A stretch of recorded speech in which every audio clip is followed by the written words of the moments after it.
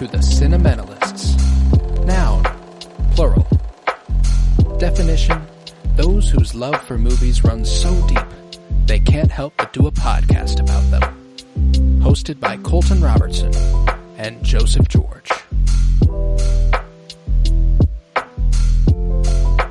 Hello everybody and welcome in to the Cinementalists, where today we are concluding a wonderful month of coverage with The Nice Guys, originally released on May 20th, 2016, written for the screen by Anthony Bagarozzi and Shane Black, directed by Shane Black. I am Colton Robertson. I'm joined by Joseph George. What's up, buddy? Oh, what up, what up? Always a pleasure to be here. Oh, and it is always a pleasure to have you. And back like he never left, K-BEEZY, Kyler Barnett. What is going on, man? Sorry, I had a last-minute technical difficulty there. If you couldn't see those in the live, I tried to really drag it I wish out. they could see it. The listeners on the pod could see the live right now to know how much of a panic I was in. Because the minute you said 3, 2, 1, I press record, switches to my AirPod to the voice log, audio goes on to the TikTok again. I'm like... So, yeah, man. Hey, on a real note, I'm not letting it spoil my intro. It's been too long since I've been back. I am pumped to be here. I am pretty sure I gave you this idea, not to claim it, but just like I had thrown this out as like, hey, I want to be a part if you ever talk about this movie. Stoked to be here for this movie. More importantly, stoked to be back talking with the fellas again. It's great to see you guys, and god dang, I miss it, man. It's been a crazy summer for me, coaching baseball. Well, hopefully this isn't a one-off. No, man, I'd love to get in the mix, and the timing's kind of right, man. Just spring and summer gets to be pretty crazy with baseball and whatnot getting picked up. So, just downtime now. So let's do this. Yeah, I'd love to hear it. Let's fucking go then, K-BEEZY. Kyler Barnett back in the house. Yes, a year ago, give or take, Kyler did hit me up. And I remember I was reaching out to various people who had been on the podcast before and was kind of like, hey, this is our upcoming slate. If any of it is interesting to you, please let me know. And it did happen to be one of those periods where Kyler was in a busy swing of things. And he was like, hey, I can't do it right now. But if you ever do this movie, I would love to do this movie. And so I'd been looking for an excuse for a long fucking time to do this movie, just for the sake of getting Kyler back. And frankly, I also already loved it. You know, Kyler, he hit me up and was like, The Nice Guys. And I was like, fuck yeah, you would like The Nice Guys, wouldn't you? That's such a fun fucking movie, man. But me and Kyler, we watched this for a repeat viewing. Joe, this was a first viewing for you. How'd you feel about The Nice Guys? Yeah, somehow a first viewing. I feel I've heard of this movie, but never once did anyone actually explain what the story was to me. I feel like it was. I always just knew Russell Crowe, Ryan Gosling. Well, how good movie, funny movie, and it's funny, but like honestly, funny feels like a side, like it's funny on the side. It is a funny movie. It's great, but it's just a great movie to begin with. That like the story was. I was not expecting the story to be what it was whatsoever. Right. I thought I was getting into The Other Guys. Is that what it's called, with Mark Wahlberg and with the Wooden Gun and Will Ferrell? Like I thought I'm getting into some buddy cop parody or something like that, and then like I get what I'm in, or like here, and I feel like it's the perfect blend of like what you want out of a Ryan Gosling movie, but then it's actually like, oh damn, this is meaningful in a playful way, but like I dug the story completely. It's a Shane Black movie, man. It's a Shane Black movie. Yeah, Iron Man 3, Shane Black. You know, that's another movie that Kyler Barnett here has been a part of to discuss. And Shane Black, he knows how to carry that heart wrapped in a comedic package. And I think that's always going to work. K-BEEZY, what drew you to this movie to make it one that you were like, if you ever talk about it, I want to be there? Man, I think so as soon as I watched it, immediately there was something about it that like felt familiar in a certain sense, and I couldn't kind of figure out why. And usually, and I thank you guys for this, honestly, because until I had started even talking about stuff like this, I really didn't dive into like the credits and like who's doing what on what jobs, who's done what movies, tying threads from like early movies, late movies, see like a director or somebody's full body of work to kind of get an idea of, you know, just what they've gone through, their life experiences, their creative whims that they get on and things. So when I watched this movie, I had no idea Shane Black was the director, and as soon as I looked at it, I was like, oh my gosh, Iron Man 3. And I'm not necessarily trying to make this movie exactly that, but there's just such a like tonality to the humor. There's a pacing that like is so familiar, and I very much enjoyed Iron Man 3. If you can recall that conversation in an episode way back then. So this movie is just something that I was like, I want to be on it. There's a thread from one of my earlier episodes with you, Colton, to now this movie. And then on top of that, when I watched this movie, it was like the perfect timing for the humor that this movie brings to the table. It was like I couldn't have watched it at a better time in my life. I was totally ready for it. And I eat it up, man. Ryan Gosling is like, this is some of my favorite, the physical comedy, the just like general range of... That's a lot of blood. There's so much to like, and I also feel like Ryan Gosling and Russell Crowe is probably like, if you had never seen this movie and I asked you to put together a duo of actors for a buddy cop, you would never say those two. And it's great. It's perfect. And somehow, like, I was looking at the credits on IMDb for this, and I noticed that like the third highest character as far as like where they basically sorted all the actors and actresses as far as like appearance, I'm assuming is how it usually goes for credits, no? So you've got Ryan Gosling, Russell Crowe, and then you have Andrew Rice, the daughter, and then you have literally the next guy. I'm like, I think he was in like the last third of the movie, honestly. It's like he's hardly in it. John Boy? Matt Bomer. Andrew Rice in this movie is hilarious. The dynamic, just the way that she bounces off Ryan Gosling and even Russell Crowe, it is so funny. And she's an important character in the film. So for her to like not only carry her weight, but punch. Oh, absolutely. He's having technical difficulties. I'm gonna let him ride. But I'm right there with him. Andrew Rice is. I checked out my first review of this movie on Letterboxd because this was a third viewing for me. I'd done this movie not once, not twice, but this was the third time. And my first review, I was like, Andrew Rice is unbelievable in this, and I stand by that because. This is prior to her big credits. This is 2016. Spider-Man Homecoming is until 2017.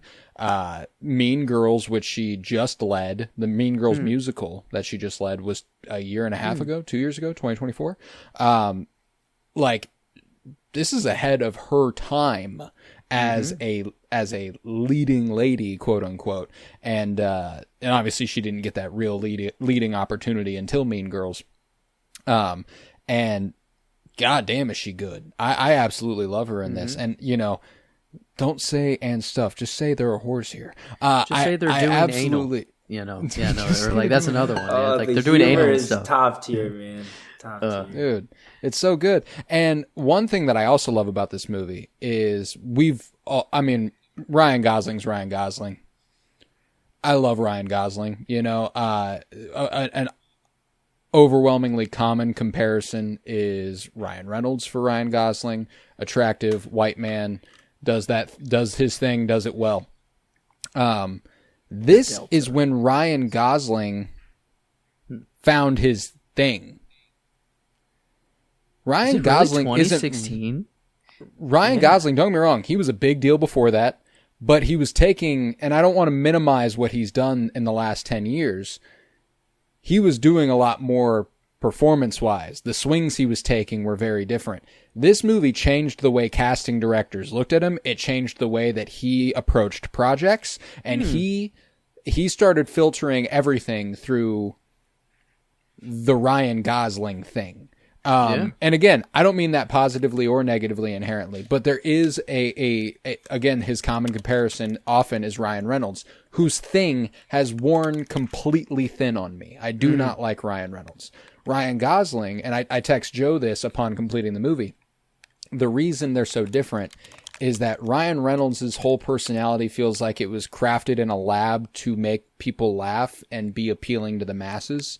That's like, it feels like it's very, very fake. It feels very constructed and wrong.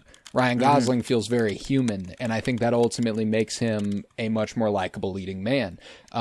It makes him capable of being Ken, where if Ryan Reynolds is Ken, I'm rolling my fucking eyes the whole goddamn time. You know what I'm saying? And I think that Gosling, he's charming as all hell, and this movie, as far as like what came before it, that he's really doing that specific thing, because what he's doing here is what he does not exclusively, but for the most part since then.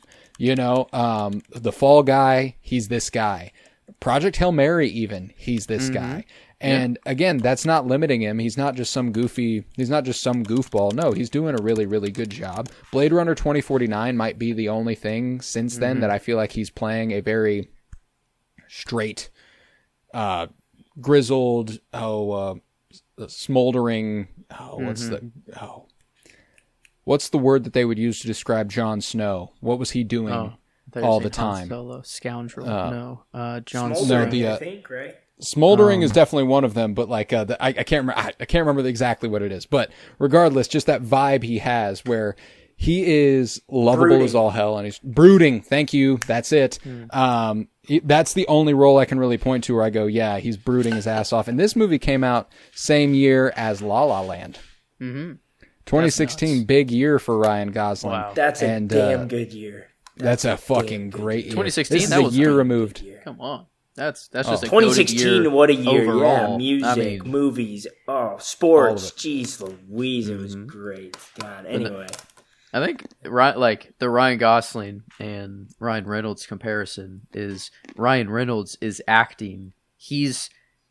If he's like that in real life, that would actually be annoying. But if Ryan Gosling is like this in real life, that's awesome. He's actually genuine, and like I truly don't think he's really acting most of the time. Like it feels like he would be like this in real life, in most of his roles. Well, and that's what makes you a good actor, you know, is to feel that natural, is to feel like it isn't fake, and to feel like I believe you, you know, I believe that you could be this guy. And what I also like about this movie, and again, characterization wise, this is a completely different character than the character he plays in Project Hail Mary. This is a completely different character than Ken. You know, these are different characters than the big roles he's gotten in the last few years, but he plays them roughly the same way, and he does it in a really, really interesting capacity. Like, there is a thing he's capable of doing, and he does it in Project Hail Mary a couple times, but for as seemingly joyful and jubilant a fella as he is, Ryan Gosling's sadness is as real to me as sadness I've felt myself. You know what I'm saying? Like when he looks at his hands and it says "you will never be happy," and he just kind of sits there and leans back and is like, "Oh god damn," you know, like and then there's a moment in Project Hail Mary. Kyler, have you watched Project Hail Mary?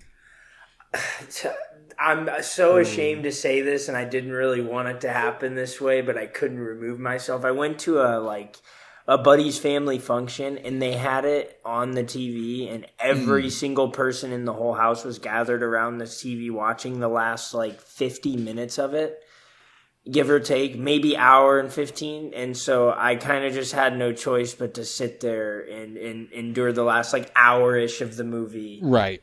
Which was so upsetting because I had looked forward to seeing it. And my TV's super nice for a movie like that. Like, I want to watch it on my TV, not anywhere else. And it was just God, it's beautiful. So I kind of half paid attention. It was hard not to because I knew I was gonna really love it. Right. But also selfishly, I'm trying to preserve it. I'm trying to preserve it any way I can. So I kind of half paid attention, but. You will love it. And again, Ryan Gosling is almost almost entirely why. No. Not, yeah, like there's a moment. Oh yeah. There's a moment in the movie that you might have even seen, but with full context, it really hits. He hits one of the, gasp cries in Project Hail Mary where he goes, and it's so good. Oh, fuck me. I'm like, oh, you fucking killed that. You know, like and the way that his eyes, you know, they're said to be the windows to the soul, etc. You know, like I again, that goes into what Joe was talking about, where I feel like he just feels so effortlessly real and natural on screen. And I don't want to focus on Ryan Gosling exclusively, because the reason he shines so much is because he's doing this well with Russell Crowe. You know what I'm saying? Yeah. Who is undisputedly one of the best actors of his time. You know, we are 16 years removed from Gladiator at this point, and pretty much I don't know that this is the beginning of a run for him where he's just doing whatever the fuck he wants, but Russell Crowe hasn't done anything that isn't whatever the fuck he wants for a while now. Like he was in The Pope's Exorcist, you know what I'm saying? Because he wanted to be the Pope's Exorcist. That's a fun fucking idea, and he's like, yeah, Zeus, let's go. Thor: Love and Thunder, why not? Jarrell in Zack Snyder's Justice League, fuck it. He's having fun. He's earned it. He was Maximus, and it's like, let's go on. I love his voice in this one. Fucking, I'm Russell Crowe. I'm gonna beat the shit out of you. It's so Jackson Haley. Yeah, it's so gruely that it's like, oh man, like, and yeah, he's like the actual PI. I feel like, you know, and then like ironically, because he's not. You see the actual private investigator in the movie, and you're like, how are you how does that make any sense? But he's like actually got game. He just doesn't. He's just immature, or shows that's his facade. It's like an alcoholic facade of true. He definitely has an alcohol problem. That is valid. And I love that the movie concerns itself so little with being like one of the annoying tropes, like one of the things that Holly Angery Rice does for Russell Crowe's character whenever she's like, if you kill that man, I will never see you again. That works perfect. One thing that I love that this movie never tries to do is that she never tries to stop her dad from drinking. She just acknowledges that he's a drunk, you know? Because a lesser movie would be like, Dad, if you pick up the bottle one more time, I swear, you know, but they're like, yeah, fuck it. In fact, Russell Crowe's back on the fucking bottle after this. Like, the end of the movie, he's drinking again, even though he's been trying to kick it the whole time. And it's actually a satisfying ending, which to be able to pull that off is hilarious. Well, where's the sequel? One thing, that's been I read up on there's a whole hive that's all about it, Joe. It's a whole thing. But one thing I was going to say about Russell Crowe, and I think it works so well in contrast with Ryan Gosling, like, it's amazing how, like, they can somehow be so compatible comedically, yet, like, you speak of Ryan Gosling, like, he's obviously more of the drunk, like, kind of, like, careless, so to speak, yet, like, Russell Crowe is definitely a little more grovelly and a little more, you know, whatever you want to say, and yet somehow they both still find themselves in similar hijinks, yet both, like, have totally different, like, one under, this is such a small detail, but I absolutely thought this was a hilarious bit, was Russell Crowe just beat the shit out of Ryan Gosling in the kitchen at the house, walking out, daughter walks up, hey, you want a Yoo-hoo? Tosses him a Yoo-hoo, cracks it open. Next shot you see is him walking into his house with 2 fucking cases of Yoo-hoo. Like, the man hadn't had a Yoo-hoo in like 30 years and had one taste. Quitting the bottle, he's like, give me 4 fucking cases of Yoo-hoo right now. And then the dude knocks it over, and he's like, you fucking serious? Oh, you're gonna die. He's like... He's like, you fucked with my fish, you broke my Yoo-hoo, I'm trying to quit drinking, and it's motherfuckers like you that drive me back every goddamn day. Keith David, man. Keith David. Oh, my gosh. Too. Forgot he was in this movie. I would, if you had told me who the villain of this movie was, I would have said that one dude who blows the paint in his face. He's blue face. He's annoying, whatever. Fuck that Keith guy. David is who I would have been like. This whole the guy, the literal guy. I was like, when I saw him on IMDb, I'm like, I don't even really recall that guy being on like the screen all that much. Like, right. Yeah, John Boy, played by Matt Bomer, who I actually like a lot. I really, really enjoy Matt Bomer, but this is a very, very down the middle role for Matt Bomer. He's a really, really talented actor, very good at singing. He actually came up in one of our episodes recently, indirectly. He's in the show The Doom Patrol, Joe. We talked about Doom Patrol very briefly. He's Negative Man in that, and he is super good in it. He was in a show last year called Fellow Travelers, and he's in a queer sitcom comedy called Mid-Century Modern. He's a busy guy, and he does really, really good work. And this does feel this role feels like a small swing for him, which is really interesting. It's a fascinating casting. And not to say that I don't like it, because I quite do. I like him as John Boy, but again, yeah, him being fourth on the list is fascinating, because you'd think that would even go to Margaret Qualley or Keith David. And this is a real young Margaret Qualley, as she didn't get her real breakout role for another 3 years in Once Upon a Time in Hollywood. And then she's obviously been everywhere possible for the last couple years. Again, very, very solid as Amelia. Definitely one of the more important roles in the movie. The basis around which the story pivots, if not the most important character in the movie. And I really, really like her. I've always liked Margaret Qualley, though. Every time I see her, she does it for me. I think she's great. One thing I want to focus on, and that I really love about not only this movie, but I think Iron Man 3 and Shane Black kind of makes a knack out of it himself, at least in those two movies that I've seen, is movies like he seems to find himself doing. Not only do the settings seem to change very rapidly, but the story moves very rapidly, and so follows the humor moves very rapidly. And one thing I love about that is it involves so many different characters, but almost so much opportunity for the physical comedy to change. There's so much potential just within different settings. You think of the bowling alley scene in the bathroom. Yeah. Top tier hilarious. There's the scene at the burnt down house.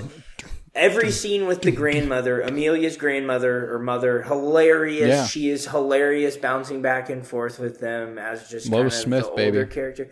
And then on top of that, you have the guy outside Dean's house, the little kid on the bike who's like, "You want to see my dick? Yeah. I got a big dick." Wow. Yeah. I mean, wow. Fuck. Yeah.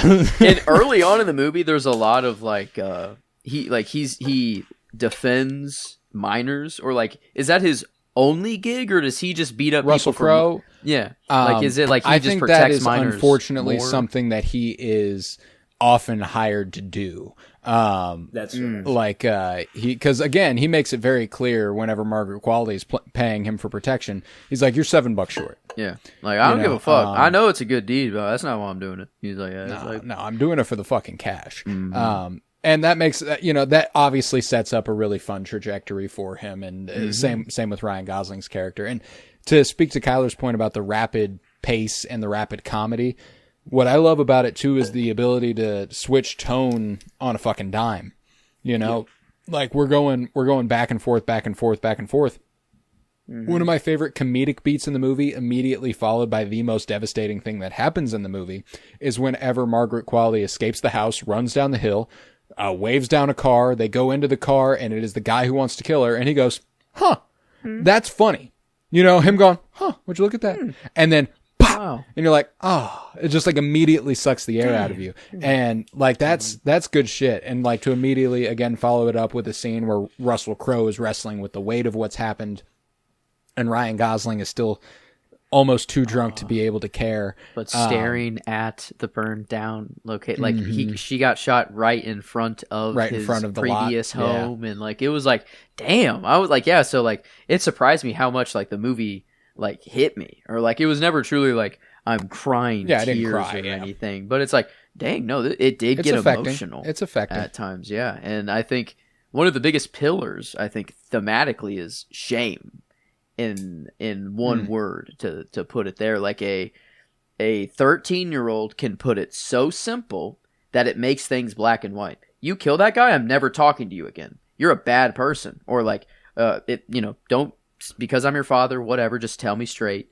Am I a bad person? Yeah, you're a terrible person. And it's like, hearing it from a child means that it's like more genuine. I feel like that's don't just sugarcoat it. Don't do anything. And she goes, yeah, you're a bad person. And he's like, oh, you weren't going to sugarcoat it even if I asked you not to, like even if I hadn't asked you. Yeah, no, you're absolutely right. You're absolutely right. That is one of the pull throughs that always makes it again. And I think this happens in Iron Man 3. You have the little dude that Tony buddies up with for a little bit in the middle of that movie where he,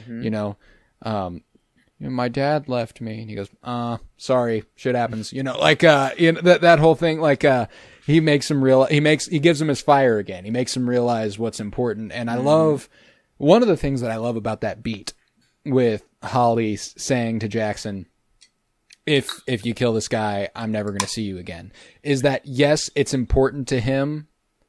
Like, it's important to his morality that I probably do need to change. I probably shouldn't kill this guy.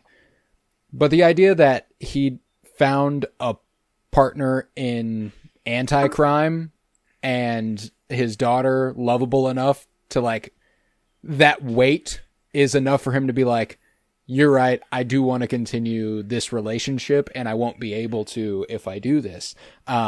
That's pretty cool. And the idea that, like, there is this little found family aspect to the movie that really anchors it, because if it's not there, you're left with a fun story, but you get a little bit more of that heartwarming heart to it because of the found family. All I know is we're some suckers for some found family, because this is Bad always. Batch. Shane Black did it in Iron Man 3 with Harley Keener? Harley, yeah. Harley Keener, yeah. Mm-hmm. Bad Batch. I'm always a sucker. For the found family, man. And and it is obviously again anchored with the actual family as well. The actual father-daughter relationship between Gosling and Rice is really, really affecting. Yeah, and one thing I was going to say about it, you kind of touched on it earlier when you talked about the drinking thing, where, like, you kind of realize, like, she's not trying to stop him or anything. I think the dynamic I get is, like, she tells him straight up, like, yeah, you're not a good person. But, like, you can tell that she doesn't, like, hold it against him. No. And I think there's a freedom for him in that. Like, you can almost see, like, the relief of, like, yeah, like, obviously I got shit to work on. I knew I was kind of, like, swimming upstream with it, but, like, at least I know you're not, like, against me with it, so to speak. Yeah, man, like, it's just it's such a fun dynamic. Like, all the characters interact so well together. The humor is so fun. Like I said, there's just such a great range of humor you can tap into when you can have 14 to 12 year olds on screen bouncing off of Gosling. Like, the underrated thing about the whole, like, my dick's really big thing, like, that whole joke, like, I'll show you my dick. That thing is so funny because it pays off when the next scene, and again, paying off Shane Black, just cutting to a new setting, new time of day. It's nighttime, they're in the car, and Ryan Gosling is ranting about how the next generation is such a, like, they suck. Yeah. This kid is literally living rent-free in his head still hours later that he's talking about how fucked up and screwed the next generation is. It's, like, hilarious. Oh, it's so funny. And again, those scenes in the car are some of the best scenes in the movie. Whenever he falls asleep at the wheel, let go, man. All cars do that now. Oh, shit. All right, sure. And he's like, whoa, okay, cool. Oh, the massive human-sized bee in the back seat that's talking to me right now? All right, cool. Buckle in, Bumble. Yeah, hey, he's like... but without that mistake, they don't realize that the money bag is fake, and they probably die when they get there. I love that Ryan Gosling is the drunken master kung fu Jar Jar Binks character in this movie, which is so fucking funny. Things just fall into his lap. Yep. And it's not because he's incompetent. He is right sometimes. Like whenever he's like, he calls him out and he's like, it's not a flight. And he's like, did he stop? That whole, did he stop? And he like continues and he explains that it's this apartment, it's this, da da da, and then he's wrong about the apartment. But on their way to the airport, where they think they've made the mistake, they find the right hotel, and he's like, "Oh, duh!" Yeah, I love that shit. Yeah, I don't think he was on the right track when he was flirting with the Not at all. Not at all. Was it the Indian or the? I can't remember. She was dressed like the Indian, right? And then Pocahontas. Yeah. Oh, Yeah. okay. Pocahontas. I thought you were talking the Department of Justice's. And like, he stumbles all the way off the edge of the house. Hilarious. Then he lighting up the cigarette, lights it. It doesn't light. Lights it up again. Looks right, and then.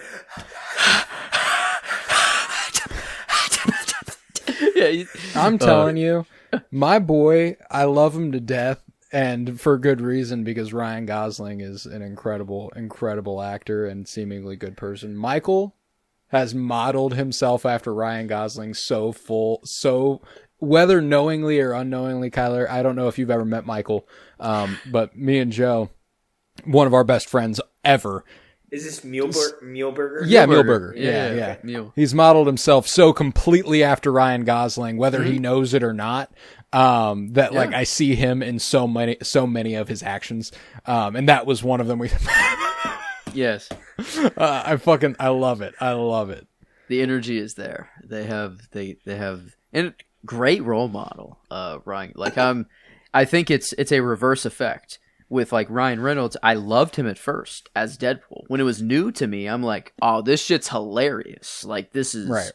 I love it. And then when the more and more I heard it, I'm like, oh, okay. You know, like, I'm tired of this. The Adam Project, I think I'm tired of this, Grandpa. Yeah, like a sci-fi movie that's right up my alley of like time traveling and meeting your younger self. But it's like, it's got the Ryan Reynolds humor and it's all the same. And I'm like, I don't know. The more it's dying on me. But Ryan Gosling, it's only growing on me. Gosling also hit the fucking gold mine finding his fucking personality like this. The amount of money this man has made, not just over the last 10 years, but in the last year, has to be unbelievable. Well, and I was going to say, it's kind of interesting, like, to chart out this rivalry between the two, because you kind of look like the timeline or the way that they've kind of climbed the ranks has been very similar. And I think you see both kind of reach that, like, teetering point where it's like, is there another level above this, or have you reached the peak yet?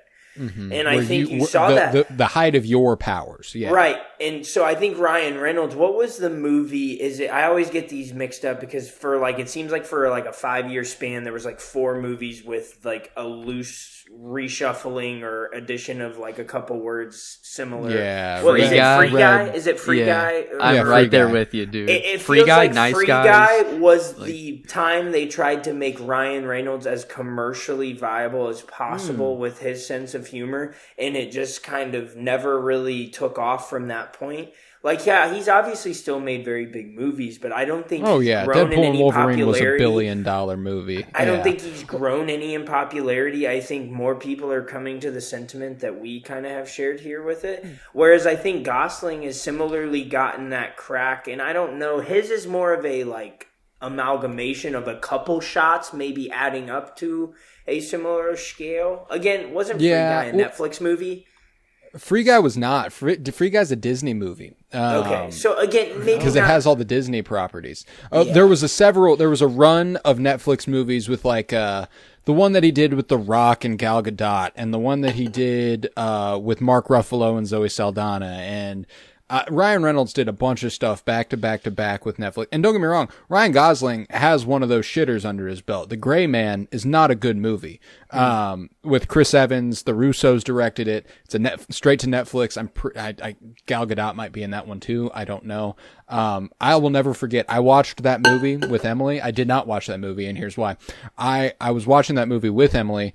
We were like, all right, so we've got to be 45, 50 minutes into this thing. I shit you not, we were 19 minutes and 12 seconds into that thing. And I was like, yeah, no, I'm not doing this. And we shut it off. So like, I don't want to say that Ryan Gosling's absolutely untouchable and he's never made a bad career choice by any stretch of the imagination. And frankly, I might be full of myself saying that. I'm sure The Gray Man is a perfectly enjoyable movie.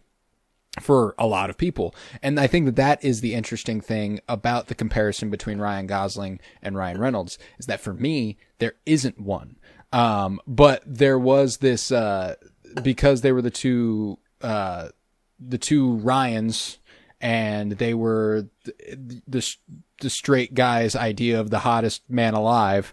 You know, like it became a forced rivalry, as it were, quote unquote, where it was like we always pit them against each other.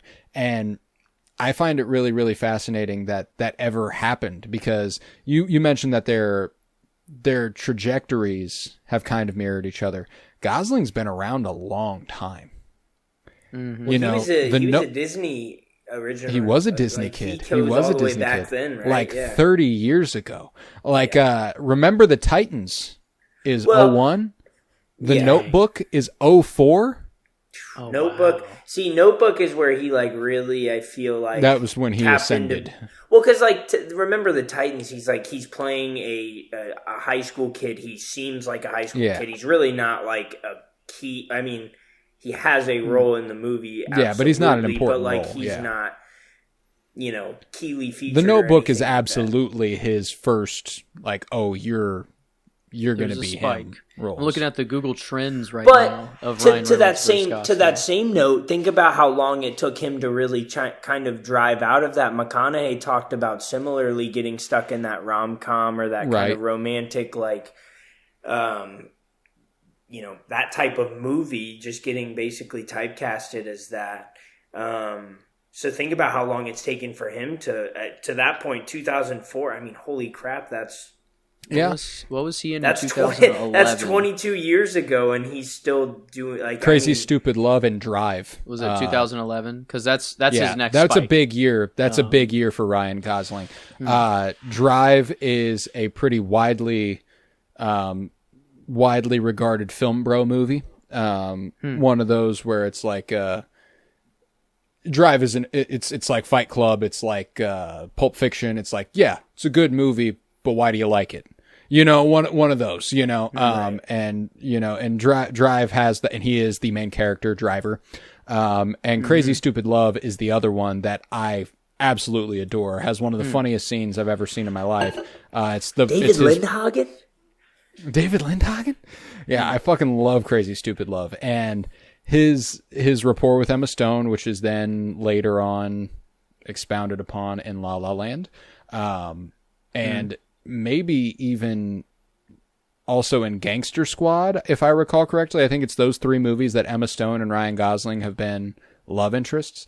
I see. But yeah, that the trends, Kyler, you are spot on about he spiked up for not Remember the Titans, but the Notebook. He had the biggest spike of his career, but then a plateau until Crazy Stupid Love and Drive, and then here it is his biggest spike. Like this is when he became La La Land Ryan and the Nice Gosling. Guys. Yes, like right here, but surprisingly, Ryan Reynolds over time like has him beat. Ryan Reynolds absolutely has him beat, and I was going to bring this up. I think I think Project Hail Mary is massive for Ryan Gosling. Like I don't know if I don't think Ryan Reynolds ever hit the knockout punch to like really cement the career, like to set it on a collision course for something greater, like with what Ryan Gosling's done with Project Hail Mary. No, Ryan Reynolds will never receive the critical acclaim that Ryan Gosling is capable of garnering. Barbie is absolutely a career that late in his career, a fascinating, even bigger, like your life just changed. You know what I'm saying? It was in the wake of Barbie that he booked the Star Wars movie, and he's now going to be the MCU's ghostwriter. Like he's going to be in the MCU. He's going to be in Star Wars. He headlines a couple of original movies in theaters the last couple years, The Fall Guy, Project Hail Mary. And that's what's really interesting too. Anna's bringing it up in my chat here, is that just because he's reaching commercial acclaim that meets the critical acclaim that he is capable of doesn't mean he wasn't doing anything for those years, because you look at the run that he did in that time where he was plateauing. I look at that and you go, Lars and the Real Girl, great movie. Blue Valentine, great movie.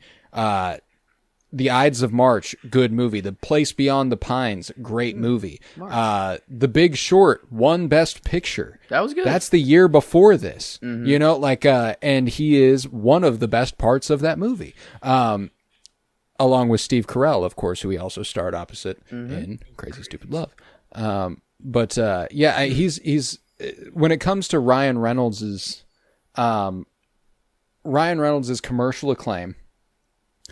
And this is a really broad stroke. I'm painting with a big brush here. But you've heard of coworker music, and you've heard of coworker movies, and you've heard of coworker TV. Ryan Reynolds is a coworker actor. He's your coworker's favorite actor. Oh, I gotta go see Deadpool and Wolverine. Oh, did you really like the X-Men movies? No, I really like Ryan Reynolds. That's the, and I don't want to. That connotation carries with it something that feels inherently negative. But Ryan Gosling is simply too human to be that. And Anna, again, is bringing up in my chat that you maybe even more closely, more accurately compare Ryan Reynolds to John Krasinski,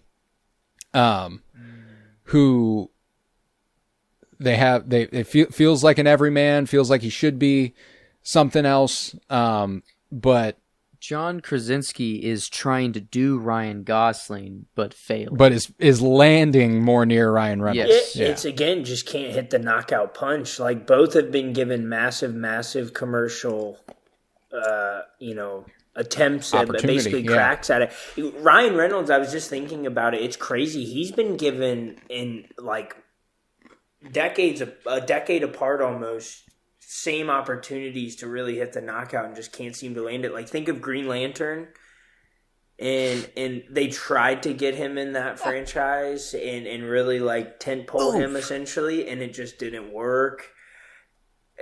To say that he was given a fair shake as Deadpool the first time around isn't fair to Ryan Reynolds, so I won't hold that against him. But again, involved in a major franchise, but he wasn't even given an opportunity to be a factor or someone, so that's besides the point. I've brought this up before, and I think it's fucking hilarious, but Ryan Reynolds' outward disdain for Green Lantern is the funniest shit of all time, because he met his wife doing it.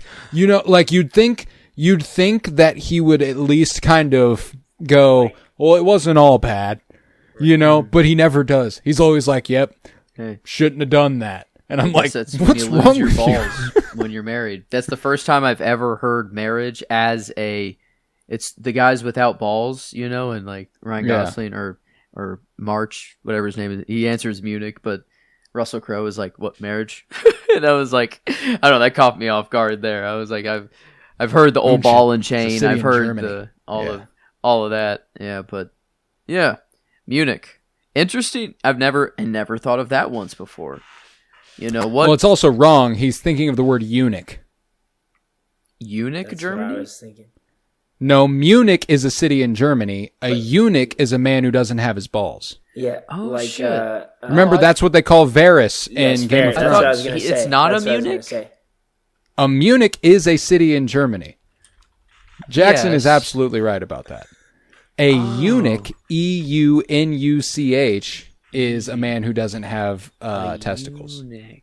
Oh, wow. I actually had it wrong in my head the whole time. I thought Varys was very a funny. eunuch, That was dude. very Oh, no.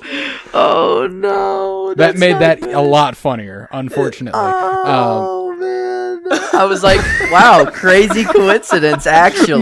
What a I don't great- know if Kyler did the same thing I did, but you started talking about that, and I looked right at Kyler on my screen, and I was like, oh, this is going to be funny. I said, wait, he's still not like. Oh, He doesn't. man. And it's what's not funny is clocking him. the thing I was trying to get to was I couldn't think of Varys' name. I was like, oh, it's the guy. Like, that's the only reason Varys. the joke landed Yeah. for me, was because I didn't really know that word or term. I wouldn't have in known that way either, yeah. until Varys. So I was like, oh, That's what he's thinking. And then I was like, yeah, now I'll never hear Munich the same ever again. Like, now anytime I see Munich, Germany, I'm going to be thinking of Russell Crowe being like, that's a city in Germany. Munich. Yeah. Mm-hmm. He's like, well, why would they name a city that? I love the sense of humor that this movie has. Like, I love the ending whenever he's like, look on the bright side, nobody got hurt. And Jackson's like, people got hurt.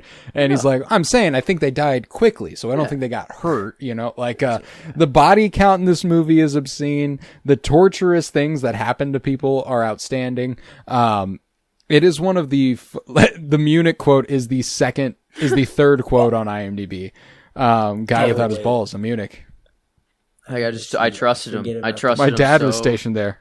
Right. Hitler only had one ball. God damn. Yeah. I think I'm invincible. It's the only thing that makes sense. Yes. I don't think I can die. Yes, he realizes mid-movie he has plot armor and he can do whatever he wants. Oh yeah, that was funny.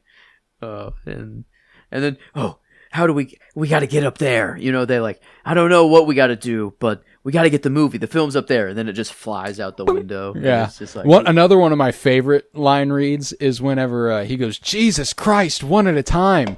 And Janet goes, you took the Lord's name in vain. And Holland goes, no, I didn't, Janet. Yeah. I found it very useful, actually. I found it very useful. Janet. There's one where, oh shoot, where does he say it? He says something. You know who else was just following orders? Jessica goes, sorry, Mr. March. My sister kicked us out. She's having a guy over. March goes, God, your sister is such a whore, Jessica. She goes, yeah, I know. He has no barrier of children talk. He just speaks to children as if they are adults. Dude, also, like, there's just, again, the bits are so quick hitting, and it's what makes it just so fun because, like, you're laughing for a different reason every second. And, like, what's funny is, like, I can sit here and rattle off all of these, like, quick hitting jokes, like, still after the fact. They don't lose any staying power by being short. Like, they're not cheap laughs in the same right. Like, the guy, March walks up to the bar at the party, and he's like, I'm not drinking. And the guy's like, free drinks, what do you have? And he's like... That's the only thing of the movie I've seen before, is the gif of that. I've seen just that's funny. Huh? And I'm like, I never knew what it came from. But then I see it, and I'm like, you know, I was like, oh my God, I was the Leo in the chair. And then they go to the top floor finally, and then all of a sudden they see all of the guys getting slaughtered. The guy gets thrown. They just go back into the elevator, spam the button, and then the guy gets thrown out the window as they're in the elevator. Mm-hmm. What are we gonna do? We can't go back. She's dead. She's dead, man. And then I'm just looking for my gun. No big deal. Yeah. Just looking for my gun. Yeah. Oh, definitely calms me down. Does this mean my dad is dead? Does this mean my niece is dead? Yes! Yeah. I'm so sorry. But we're gonna get the guy who did it, don't you? Yeah, I love how the daughter always comes in for the rescue. She's the mature one. Chet. Yeah. March, he's our man. If he can't do it, no one can. That was a Michael thing to me. That was the Michael moment for me in the movie. I don't know why. Is when he chanted to himself, that no one can. I don't know why, but yeah, it's there's one of my favorite written lines in the movie, as far as like an actual, just a joke that is delivered as a joke, not necessarily situationally funny or physically funny or anything like that, but just I didn't know what it meant the last time that I watched this because I hadn't watched movies with him in them. The Omar Sharif joke. Omar Sharif is an actor who was huge in the 60s. He was in Lawrence of Arabia. Very big deal. Whenever Holland, goes, God, no, she's blind as a bat. She has actual Coke bottles for glasses. You paint a mustache on a Volkswagen. She says, boy, that Omar Sharif sure runs fast. That's just a well-constructed punchline. Like, that Omar Sharif, he sure runs fast. I love that shit. Fucking Chet. Great mustache, actually. Great mustache. Yeah, looking fantastic. Hitler stash, but full and beautiful, Like, it's... You're talking about Omar Sharif? It's strangely Hitler at, I don't know why he's giving Hitler energy when I look at him. I don't know. I don't know how to explain it, but it's like I don't know how to explain that either, Joe. If Hitler was attractive, I don't like. This is like just push Hitler to the full mustache. It's good. And you just looking not at the same evil. guy, Joe? It's Hitler polarized, the good version of Hitler. You know what I mean? So it's not bad. Okay, not time out. Joe, did you Google Omar Sharif? Is that all you did? Was just Google it? And are you looking, when you're saying that he looks like Hitler, is it an article from The Guardian and a picture of him in bed with a woman? No, I'm just on all of his images. I'm just on the. I was going to say his hairstyle looks like it. It is a straight comb over, so I was going to give you like maybe the benefit of the doubt because I looked through the images and saw nothing that made me think that. But then I went to the all and saw the one picture of him with a comb over, and I was like, maybe, but no. No, I don't think so. The comb over is really strong. Actually, there. See, the comb over is really strong. No, that one I see what you're talking about. That one I get it. But good, Not take all the bad parts out of him, and a bad comparison to make. Just when you compare anyone to Hitler, I feel like he's been front of mind. He's front of mind. I was gonna say it's a recency thing, Joe. That's all it is. Ich bin ein, and he's like, huh, and it's.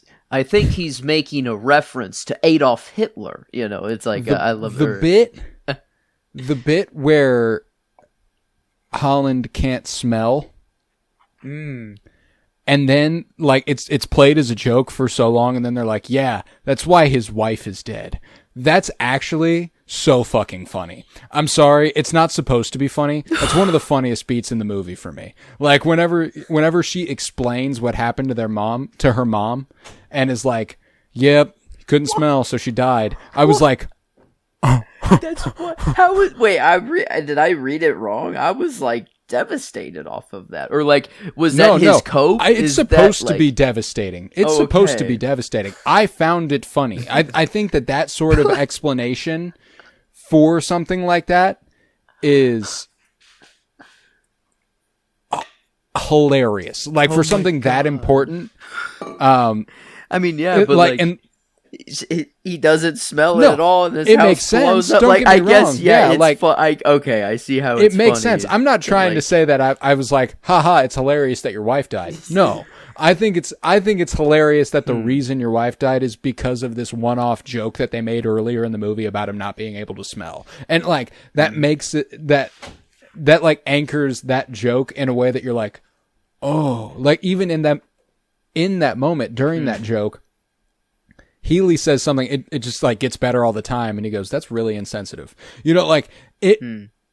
This shit means something to him, which is I think that's unfortunately a very funny beat for me. It's not supposed to be funny, but like whenever she's like, "Yep, because of Dad's nose thing, didn't smell it, house blew up," and like just the bluntness it's delivered with is always just kind of like, whoa, that's heavy. Why. I think it can go two ways. Like, it is for real and he can't smell at all, and he didn't sniff the propane or the gas, whatever, and then the house burnt down, blew up. Or it was that he just didn't want to listen to his wife, and his wife was saying, hey, something is wrong, and he purposefully was like, no, it's nothing. And then it happened to actually be true, and then she's dead. So I thought that there was something more coming, like that it was... coming. But no, I thought it was gonna. Speaking of, there's a quote. This movie's so quotable. It's so freaking funny. But there's a cum quote. I was just tying it in because March at one point says in the movie. So you're telling me you made a porno where the point is the plot? It's the IMDb. There's never been a more valuable IMDb quotes page than this movie because again, there's so many line after line, bar after bar. I'm giving you a rim job, rim shot. I love. Why does Ryan Gosling have rim job and fist bump or fist my bump? He's got fist my bump from Project Hail Mary and rim job from here. He likes butt stuff. I just remembered in the scene with the kid on the bike talking about his dick where he's like, $20? He's like, we already paid you 20. What am I saying? He's like, oh, that's actually wrong. He's like, no, that's not what I meant. Yeah. But man, It's told to me by a wise old Indian. Of course, I fucking witnessed it. Richard Nixon appearing in the pool, and that's when he knows. He's like, "Shit, I'm dying." He's like, "No, not right now." So funny that random cut, like that. Just say it. Just say that. Things have multiple. You can look at them from different perspectives. Just say that. No. Then later, when he's about to die, he sees Richard Nixon. God damn, I love that. Great story, though. Actually, that if you just said it, it gives no meaning. You don't remember. They're going to be all right. Yeah. That would be terrible. Like if that, I would think I'm going to hell. There's no way I'm thinking that's real Richard Nixon. If I saw it today, if I saw Richard Nixon telling me I'm gonna be all right, I know I'm fucked, or like you're fucked. I'm done. Like that's GG from there. But I guess in this time period, I don't know. It's my when husband. does this He's take gone place? missing. Oh. It's my husband. He's gone missing. Missing? I'm terribly worried. He's never been gone this long before. And he looks and sees the urn with his name. Yeah. How long? Haven't seen him since the funeral. Oh. I can start right away. Yep, I got it. Yeah, Dude. His vice is just taking money from people when maybe he shouldn't be. Dude, I guess. We can't talk to you. We're dead. Also, have you ever seen... Yeah, we're dead, asshole. Steps on their finger. He's like, I thought you were dead. Sorry, man. Have you guys seen the meme that's like, I'm accidentally good at my job and it's the worst thing that's ever happened to me? That is March to a T. The dude is trying to spit game at a shorty at the party and falls down a hill and ends up being good at his job. He is just the most... Oh, it's so... While he's saying he's good at acting. I'm a good actor, and he's acting, and then he does it really well. Was that a stunt double, or was that him, though? So, but you don't know. Got it. So he's really good at acting, and the production is also really good at their job. Exactly. God, it's such a good movie, man. It's such a good movie. I had to question the mermaids. What were you doing while I was working? Yeah. I was in the pool. Why? You were in the pool? Yeah. Yeah. I had to question the mermaids. Yeah, dude, I fucking love it. And it was exactly the right note to conclude the month on. This was nice. Going from 76 to 2016, bookending the month with Taxi Driver and The Nice Guys. Wow. I mean, what films are more comparable? Both feature a taxi driver. And pornography pretty heavily. Wow, true. Filmed pornography on screen for many to see. This is okay. Wow, a little connective tissue, I guess, for a little. I don't know what we're trying to do as well. This is an interesting historical goof that IMDb lists as the top goof. At one point, Holland yells for someone to call 911, but it wasn't implemented in Los Angeles until 1984. Huh. The number 9... Wait, 84. 84. You're trying to think of some historically significant thing that happened in 84. They're like, God, we got to get 911. No, that's just... I never knew when 911 was established, and I always thought for some reason that it was post 9/11. But that'd be pretty... That'd be fucked up. Morbid. I think that'd be worse. They're like, if it was like, you have an emergency? Never forget. I mean, that's why, honestly, that's where I thought the same... Well, not where it came from, but a way that we never forget. I think it's just kind of an unfortunate coincidence. Like one of the most major emergencies. Do you think they were like, what better day? Like... I know that. I know, but it's like, fuck, it's the number they call for emergencies. Let's give them the biggest one they could think of. I mean... I'm telling you, there's a major... All right, that was the Petty Blue Podcast, everybody. Yeah. I'm telling you, there's a certain gas station franchise that was so thankful it didn't happen 2 months earlier. You know what I'm saying? Yeah. Like, any publicity's good publicity. Maybe they I still wanted can't it. believe. I don't know. I still can't believe the New York Jets stuck with it. Damn, that's true.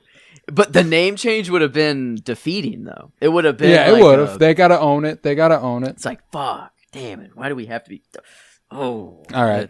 That's all I've got for the 9/11 jokes. Yeah, that's that's maybe all I've got for the nice guys. But dude, I love this movie. I'm so happy we got back around to it.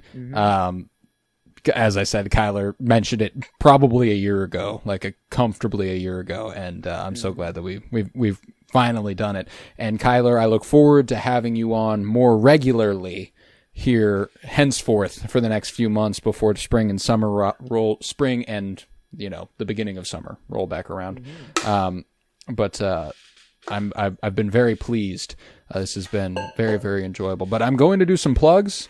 We are going to rate this movie, and then Joseph is going to announce what our first movie will be in the month of August, because we're back on our cinema surprise bullshit. And I'm very excited. I cannot wait. So every Sunday right now we are covering House of the Dragon. It's going very, very well. I think the TikTok lives are having a very positive influence on the actual podcast.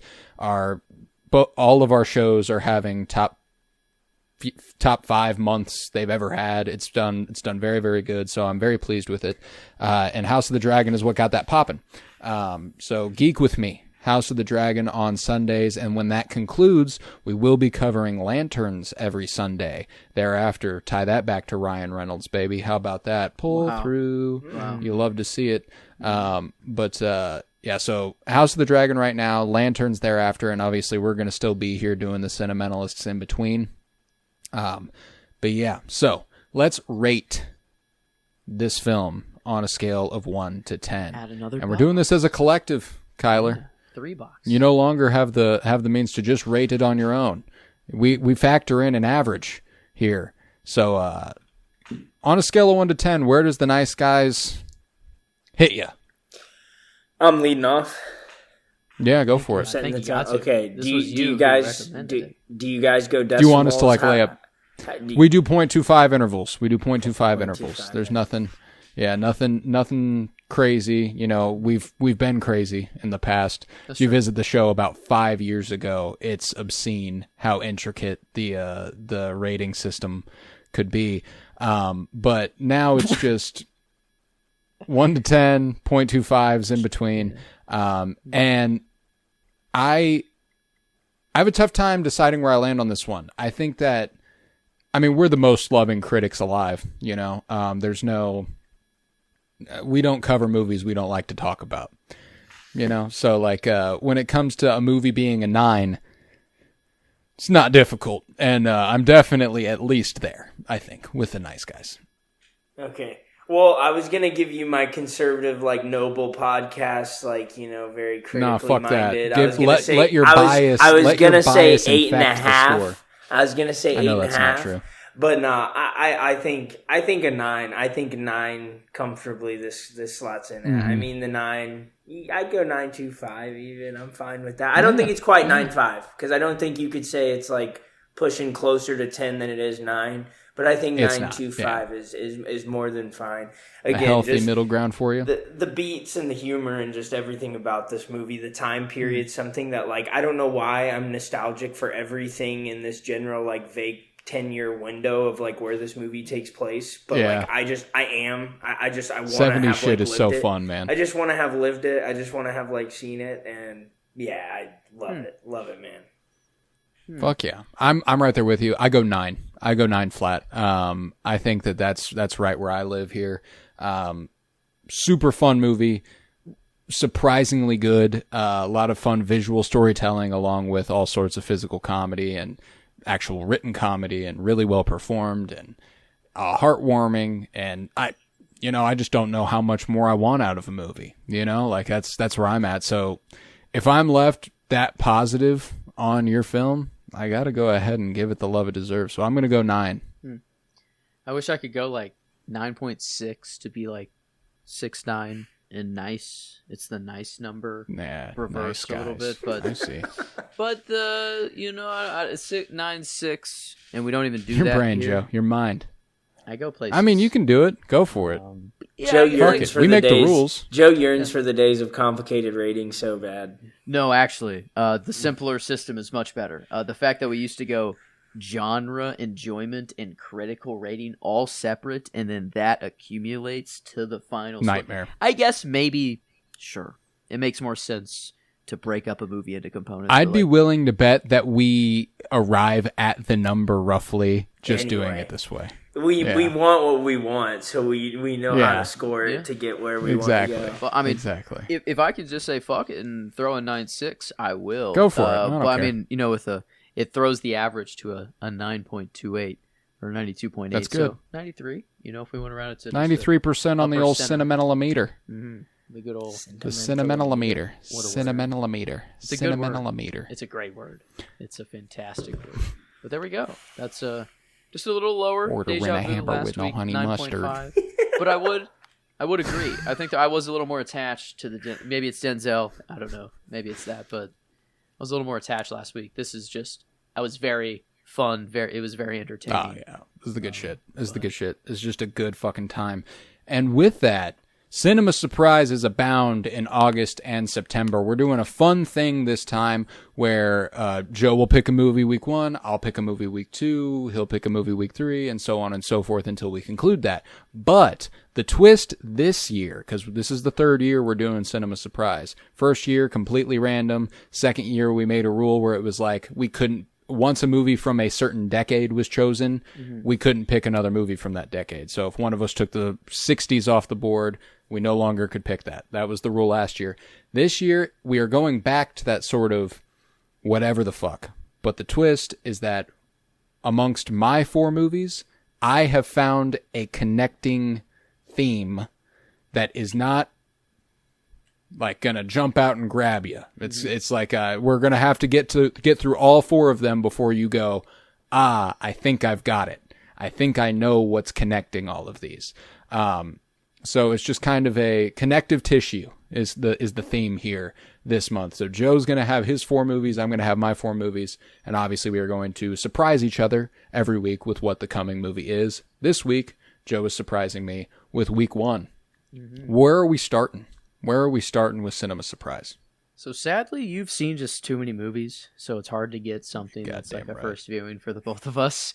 And so I always try to look for something that's a first viewing, ideally for both of us. And then I look for the more critically acclaimed. I don't want to throw, something kind of crazy out there, but I think I was too much on that. Like I'm looking for just the You don't want to watch best. Rubber? Rubber. Is that the Rubber? The evil tire? Wait, what? The tire that rolls around and kills people? Rubber, 2010, man in wheelchair, Wiggs Hauser, Lieutenant Chad. I've never heard of Rubber, but maybe I do. Surprise, it's Rubber. No, it's not Rubber. So no, we're not going to Rubber. But a movie that, again, kind of like Nice Guys, I can't believe I've never gotten to it.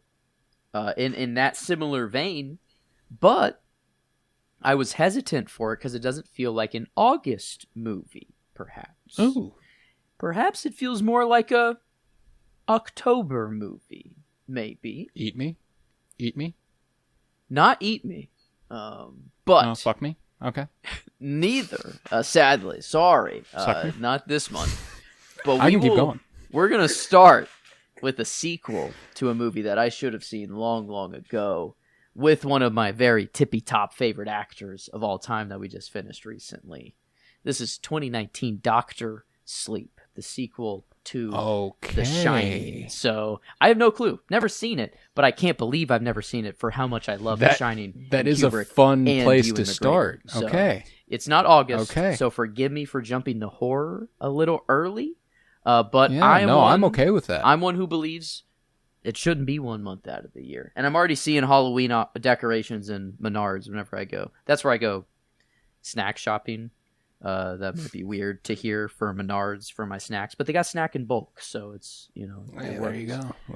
I was getting the Halloween. So yeah. You can save big money with Menards. You can, and I do. And this is why I return. There is even a rebate on everything if you're, just not lazy enough. You have to turn in a form or mail free ad read. Free ad read, Menards, cut the check. Yeah, thank you. Please sponsor me. But that'd be awesome. Just Joe. Just sponsor Joe. Not the Cinementalists, just Joseph. That would be incredible. If I could get sponsored by Menards, I'd take it in a heartbeat. I don't give a fuck what they want me to do. Oh, yeah. Anything. I'll do anything for Menards. I don't care. But yeah, no. Ewan McGregor, Rebecca Ferguson as well. She's been on the rise for me, so kind of cool to get The that Hat pair. Woman. That Yeah, one. you take enough Benadryl and you'll see Rebecca Ferguson in that hat. Okay. I'm telling you, it's motivating me to take more Benadryl. I have no bearing. I have nothing. I have no visual on this movie. I've not seen anything. Like I don't know anything other than once you've seen it, you shan't forget. I love that. I love that for a starting point. Dr. Sleep kicking it off, and my mind is already amuck with possibilities for what you could possibly be cooking up in that little brain of yours there. I think I do got something. I landed on something good in between. Okay, so cool. Dr. Sleep being a starting point for Cinema Surprise is certainly a surprise. I did not see it coming, and I'm very, very pleased. Okay. Then that is what I was going for. I was going for a surprise or a curveball to start. Yeah. That's a good curveball because I don't even have an idea right now of like what it could be. I hope you don't buy the fourth. I hope the fourth. I want it. What I'm trying to strike is that it isn't obvious whatsoever, but the fourth movie you're like, that's what I'm trying to kind of get. So that's okay. I'm hoping. But interesting. Yeah, mine. I think you could catch earlier. I think you could. I don't think you'll know it for sure until the fourth.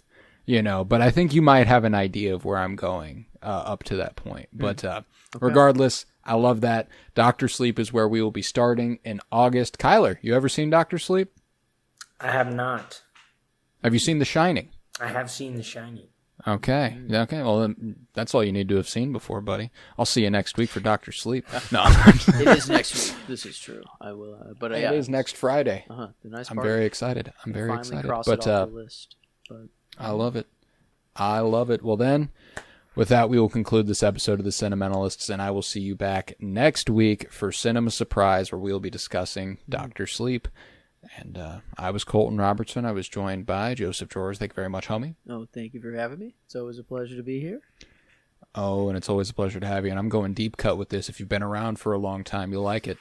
On the screen below me that I can see and you cannot, although some of you can, K-BEEZY, Kyler Barnett. Yeah, absolutely, man. Happy to be here. Absolutely. Remember, fuck ice.